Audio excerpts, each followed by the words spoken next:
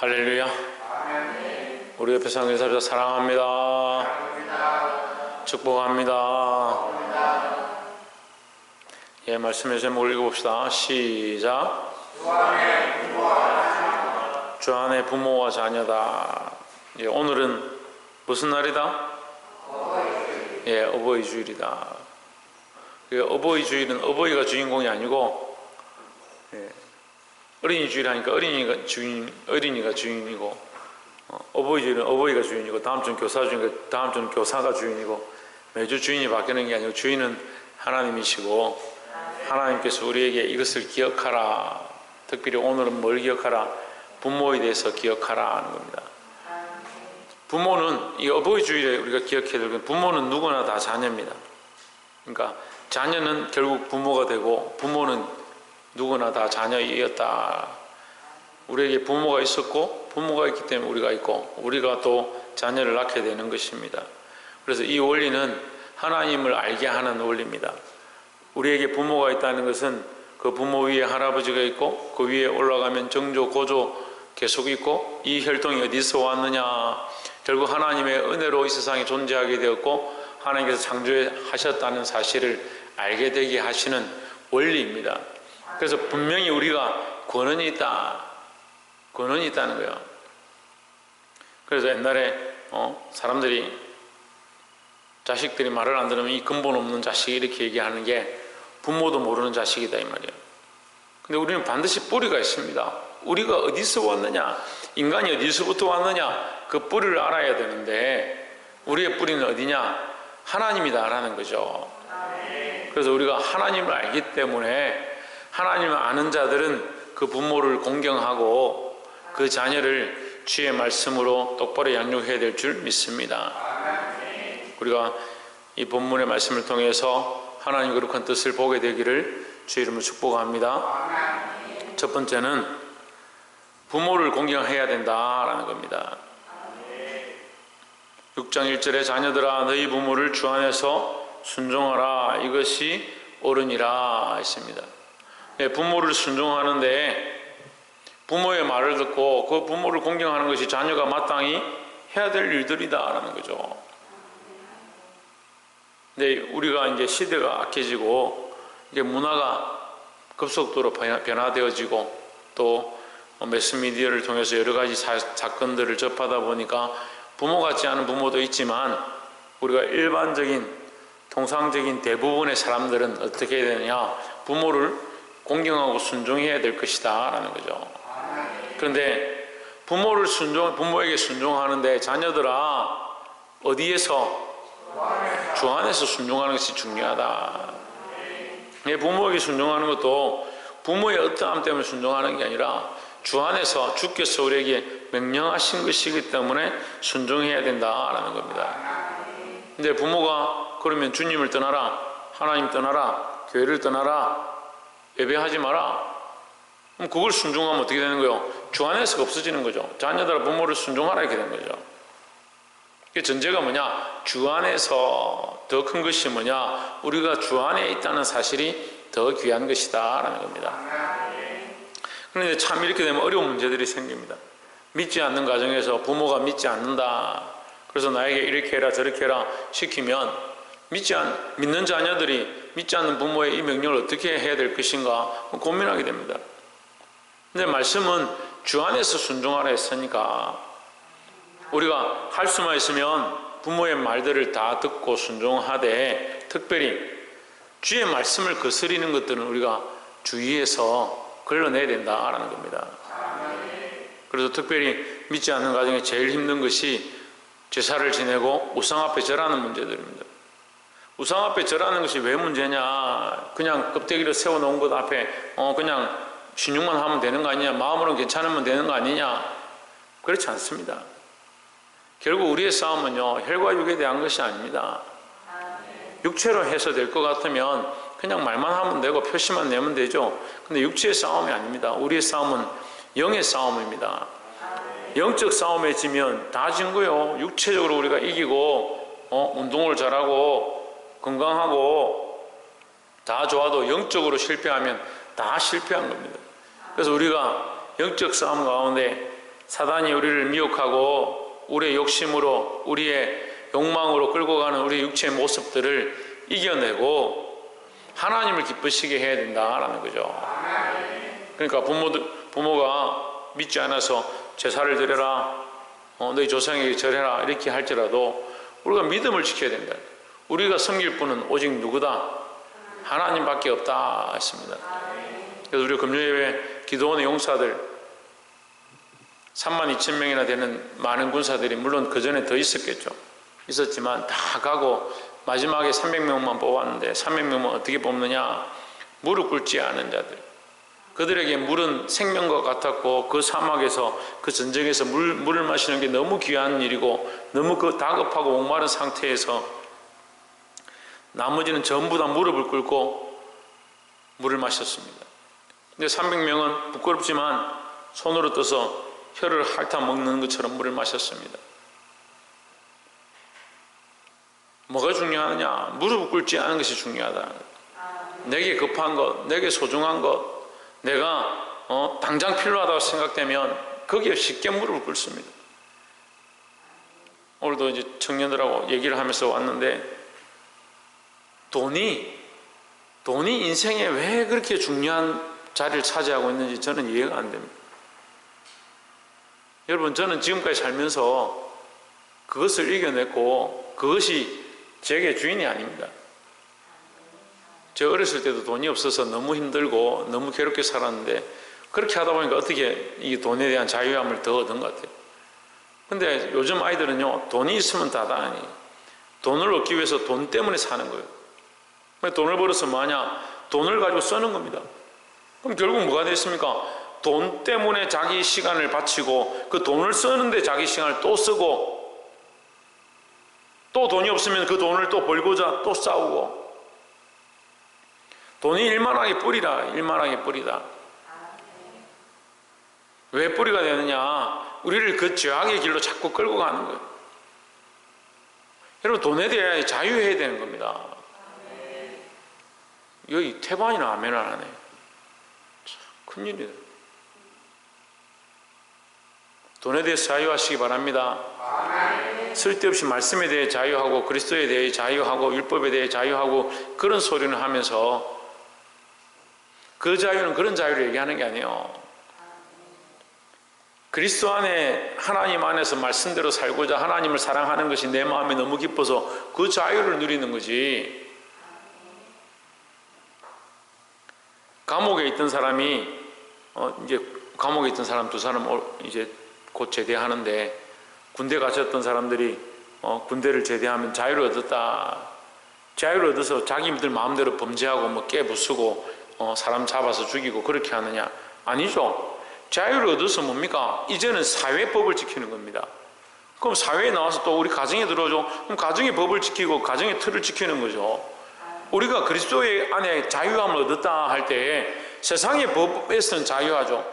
세상의 법에서는 사망의 권세 아래서 죽을 수밖에 없었기 때문에 돈에 매이고 세상의 자랑에 매이고 세상 사람들이 인정해 주는 것들에 매이고 명예에 매였던 그런 것을 벗어버리고 이제 예수 그리스도 안에서 그리스도를 위하여 복음을 위해 살다 보니까 손가락질 당하고 때로는 저 멍청한 놈 어떻게 저렇게 하느냐 그런 소리를 들을지라도 내가 주 안에 있는 것이 자유하고 그것이 기쁨이 되는 거예요. 지금도 한 아가씨가 저한테 이렇게 매월 이제 10만 원씩 이렇게 저한테 보내주더라고요.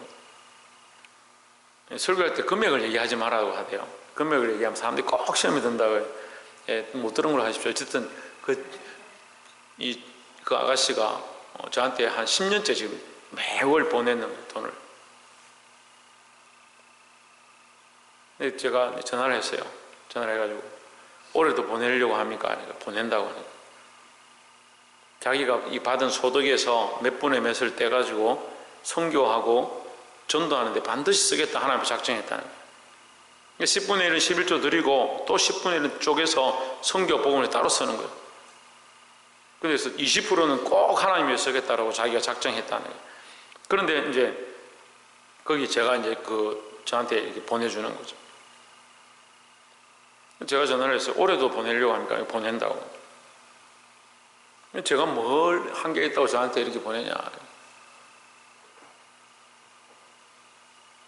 목사님 정말 대단하십니다. 어떻게 그런 선택을 하셨고 그런 재물과 명예와 사람들이 다 해줄 수 있는 그런 자리를 버리고 하나님이 원하신다고 해서 자기 삶을 목회에 헌신하는 그런 길을 가는 것이 자기는 그렇게 하지 못하지만 목사님 대신 그렇게 하는 것을 볼 때 너무 존경스럽다고. 그래서 지금도 제가 할 것이고 앞으로도 계속 할 겁니다. 이렇게 얘기를 하는 거예요. 그래서 제가 그런 생각을 해봤어요. 많은 사람들이 제게 그런 말을 해요. 친구를 만나든지 옛날 직장 동료들을 만나면 너 바보다. 왜 그런 짓을 하느냐? 왜 그렇게 사느냐?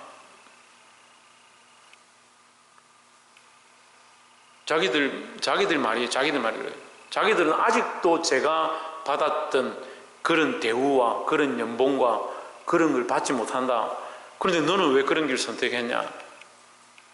제가 그랬어요. 우리 부모님도 그 얘기 하시더라고요. 제가 친구한테도 부모님도 똑같이 얘기했어요.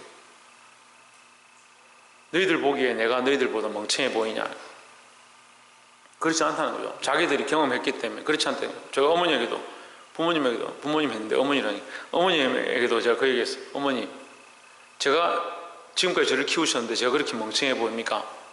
제가 그렇게 아무것도 아닌 옳지도 않은 세상의 논리에서 그렇게 아무것도 없어 보이고 망해가는 그런 것들에 제가 투자하는 것처럼 그런 사람으로 보이십니까? 아니지. 네가 그런 애가 아니지. 친구들 그렇게 얘기하는 거예요. 아니 그래, 네가 그런 사람이 아니지. 얼마나 뛰어나고 훌륭한 사람이었냐고. 얼마나 지혜로운 사람이었냐고. 그런 사람이 이 길을 선택한다는 것, 내가 그만큼 생각하고 그만큼 기도하고 그만큼 마음으로 계산했을 때 이것이 참된 길이고 정말 하나님 나라가 있기 때문에, 정말 하나님 살아계시기 때문에 내가 이 길을 가는 거 아니냐고. 어머니가 몰라서 그렇다고, 너희들 친구들이 몰라서 그렇다고 제가 얘기를 하는 거예요. 우리 어머니가 두 말 안 하는 거예요. 다른 말 안 하시는 거예요. 제가 얼마나 이것이 확실하면 이렇게 이 인생을 다 투자해서 이 길을 걸어가겠냐. 여러분, 주 안에 있지 않으면요, 다른 모든 것들이 다 헛됩니다. 그런데도 우리 인생들이 예수 믿는다 하면서 한 발은 교회에, 한 발은 세상에 담그고 그리스도와 재물을 짝하여 사랑하고 명예를 위해서, 자기 즐거움을 위해서 돈을 쫓아가고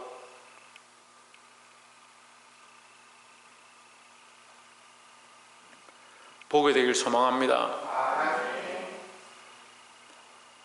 사랑하는 자녀 여러분, 자녀 되신 여러분, 자녀 아닌 사람 아무도 없잖아요. 자녀가 되었으니까 태어났죠. 지금 태어나 있으니까 다 자녀죠. 자녀 되신 여러분, 부모를 공경하시길 바랍니다. 부모를 공경하는 자들은 어디서? 주 안에서 공경하라는 겁니다. 두 번째는 참 부모이신 하나님을 섬겨야 한다는 거죠. 2절에 내 아버지와 어머니를 공경하라, 이것이 약속이 있는 첫 계명이니 했습니다. 부모를 공경하는 것이 뭐냐? 첫 계명이다. 무슨 첫 계명이냐? 약속 있는 첫 계명이다. 그 약속이 뭐냐? 3절에 나와 있습니다. 이는 내가 잘되고 땅에서 장수하리라 했습니다. 부모를 공경하는 자에게 하나님께서 장수의 복을 주시고 땅에서 잘되는 복을 주실 줄 믿습니다.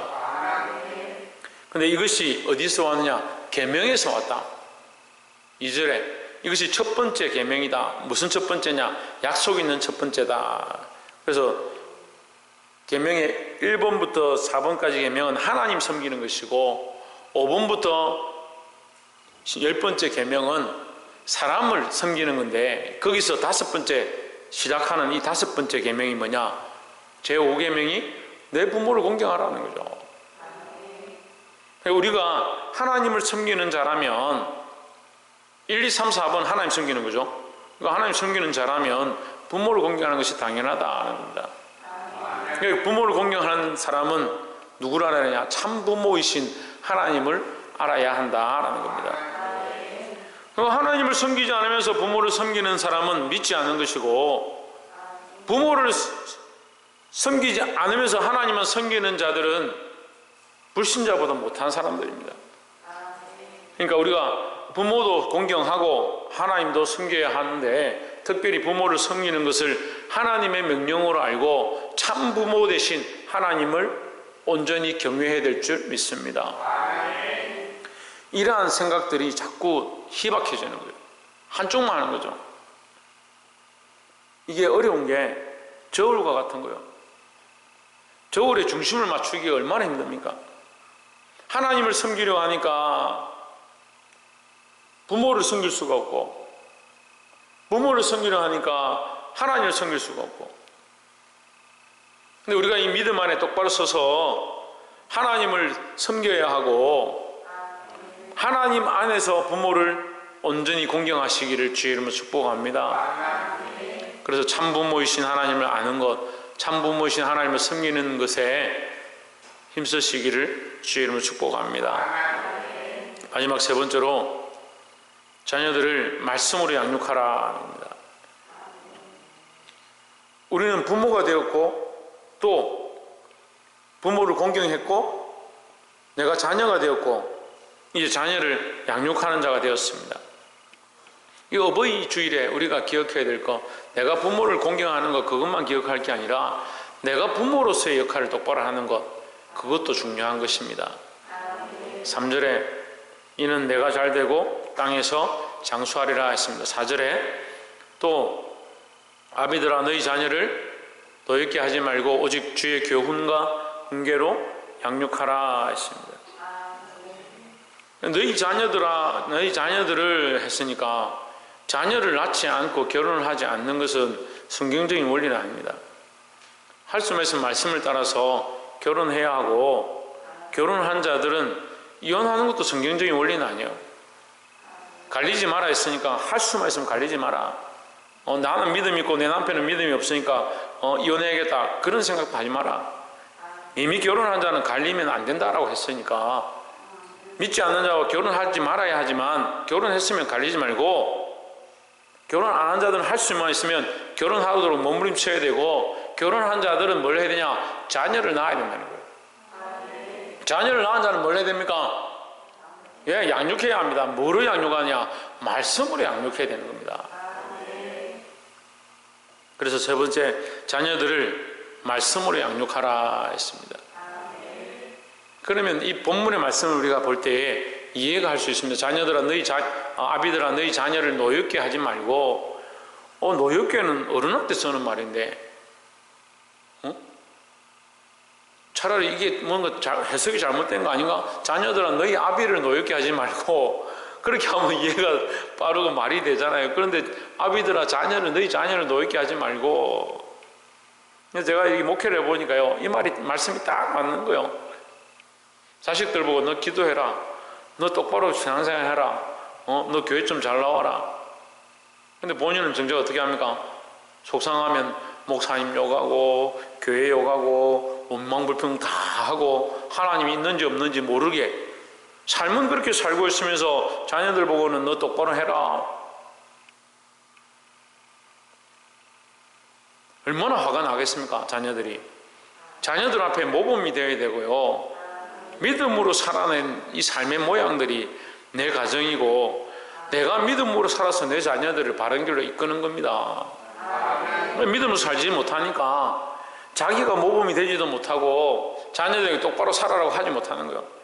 그러니까 내가 믿음으로 안 살았는데 너 똑바로 살아 이렇게 하면 아이들이 화를 내겠습니까? 안 내겠습니까? 속 상하겠습니까? 안 상하겠습니까? 그러니까 자기가 하나님이 있는 것, 하나님 살아계심을 드러내고 삶에서 하나님의 증거들을 자랑하면 그 자녀들이 당연히 와, 아버지를 통해서 어머니를 통해서 하나님 정말 살아계시구나, 그걸 보지요. 근데 가르치기만 계속 가르치면 이렇게 해야지 저렇게 해야지. 오늘 이 시대는요, 가르치지 않는 것도 문제예요. 방임을 죄라고 성경은 말하고 있습니다. 방임. 근데 자녀를 양육하다 보면 방임을 많이 하는 방임. 방임이 뭐냐면 내버려 두는 거요. 지금 우리나라에 문제가 되고 있는 정인이 사건이나 이 아이들을 학대하거나 죽이는 이 사건들이 나오는데, 거기서 제일 큰 죄가, 제일 큰 문제가 뭐냐면 방임이요. 밥도 주지 않고 옷도 입히지 않고 내버려 두는 거예요. 저희 차 내버려 두는 거예요. 우리가 영적인 부모로 하나님을 아는 백성으로서 주 안에서 우리가 어떻게 해야 되냐? 방임하면 안 되는 거예요. 자식들 방임해요. 내버려 두면 지가 알아서 하겠지. 목사님 가만히 놔두세요. 때가 되면 다 합니다. 뭐래요 하기는? 내버려 두는 것이 뭐냐? 노엽게 하는 거예요. 주의 교훈과 훈계로 양육하라 했습니다. 주의 교훈과 훈계는 뭡니까? 말씀이죠. 그렇죠. 다 알고 있네. 우리 큰 사람 교회 교인들은 정말 수준이 높은 것 같아요. 정말 수준이 높아요. 말씀을 너무 잘 알아요.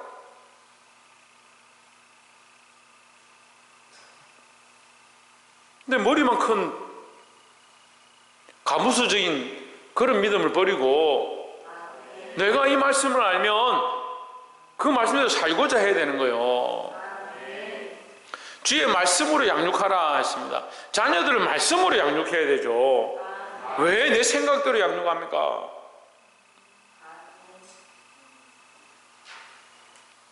그러니까 내가 주 안에서 양육하는 것도 아니고, 그러니까 주 안에서 공경도 못 받는 거예요. 부모된 여러분, 자식들을 말씀으로 바르게 양육하시기 바랍니다. 자녀된 여러분, 주 안에서 부모님을 똑바로 공경하시기 바랍니다. 모든 성도 여러분, 참 아버지이신 하나님을 아시기를 주의 이름으로 축복합니다. 우리가 이 말씀을 똑바로 알아야 되고, 내 생각과 내 기분과 내 감정대로 하면 안 됩니다. 자녀를 양육하는 것도 내 생각과 내 기분대로 하면 안 돼요. 특별히 이 감정이 이게 문제예요. 감정이 있으니까 자식을 사랑으로 할 때는 사랑이 막 넘쳐가지고 좋아서 어쩔 줄 몰라가지고 바르게 책망하지 않고 해야 될 거 안 하고, 사랑이 필요하죠. 사랑을 주는 거, 듬뿍 주는 게 중요하죠. 근데 사랑이 넘치면 어떻게 됩니까? 이게 넘치다 보면 맺고 끊는 게 안 되는 거예요. 학교 숙제 안 한 거는 뭐 그럴 수도 있지. 근데 하나님 앞에 나오지 않는 거, 예배하지 않는 거는 내버려 두고, 사랑이 넘친다 하더라도 아닌 건 아니다 해야 되고, 또 책망하고 권면하고 말 듣지 않으면 혼을 내야 되는데, 이게 또 지나치는 사람들이 있어요. 그래서 이게 가하게 되고 아이들을 상처를 내고, 그렇게 하지 않도록 또한 조심해야 된다라는 겁니다. 우리가 이것을 잘 병행해서 부모로서의 역할, 자녀로서의 역할, 하나님의 백성임의 역할을 잘 감당할 수 있는 저와 여러분 되시기를 주의 이름으로 축복합니다. 기도하겠습니다.